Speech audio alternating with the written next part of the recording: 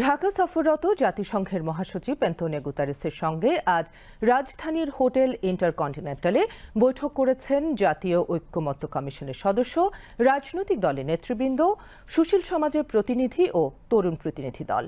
বৈঠকে চলমান সংস্কার কার্যক্রম ও নির্বাচন নিয়ে জাতিসংঘ মহাসচিবের সঙ্গে কথা বলেন রাজনৈতিক নেতৃবৃন্দ। শফিউল্লাহ সুমনের আরও একটি রিপোর্ট।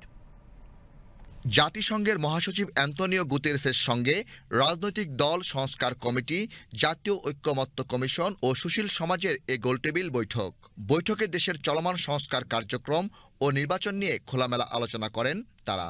বৈঠক শেষে বিএনপি মহাসচিব মির্জা ফখরুল ইসলাম আলমগীর বলেন, নির্বাচন কেন্দ্রিক সংস্কারগুলো দ্রুত করে ফেলার কথা বলেছে বিএনপি।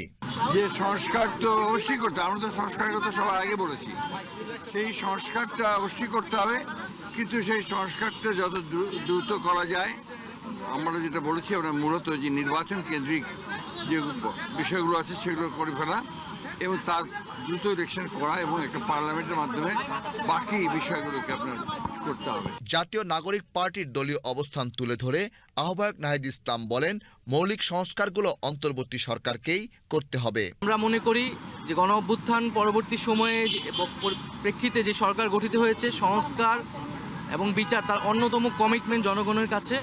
ফলে মৌলিক সংস্কারের ভিত্তি এই সরকারের সময়ই তৈরি করতে হবে এবং সকল রাজনৈতিক দল মিলে যে একটা ঐক্যমত পোষণ করতে হবে, যেটা জুলাই সনদের কথা বলা হচ্ছে, সেই জুলাই সনদে স্বাক্ষরের মাধ্যমে আমাদের জনগণের কাছে আমাদের যে কমিটমেন্ট সংস্কারের এবং সংস্কারের যে ধারাবাহিকতা, সেটার বাস্তবায়নের জন্য আমরা জুলাই সনদে তার দ্রুত বাস্তবায়নের কথা বলেছি। দেশের চলমান পরিস্থিতি নিয়ে জাতিসংঘ মহাসচিবের সঙ্গে খোলামেলা কথা বলেন জামায়াত নেতারাও। কয়েকটি গুরুত্বপূর্ণ রাজনৈতিক দল নেতৃবৃন্দ সেখানে অংশ নিয়েছিলেন। আমরা বাংলাদেশ জামায়াত ইসলামীর পক্ষ থেকে আমরা 2 সদস্যের প্রতিনিধি এখানে অংশ নিয়েছিলাম। সেখানে কিছু গুরুত্বপূর্ণ বিষয় আলোচনা হয়েছে। বৈঠকে এবি পার্টির সাধারণ সম্পাদক আসাদুজ্জামান ফুয়াদ, গণসংহতি আন্দোলনের প্রধান সমন্বয়কারী জোনায়েদ সাকি বক্তব্য রাখেন। পরে তরুণ প্রতিনিধি দলের সঙ্গে বৈঠক করেন জাতিসংঘের মহাসচিব Antonio Guterres.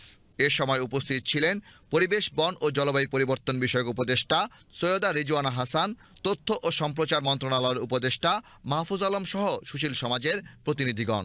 Shafiullah Suman, BTV news, Dhaka.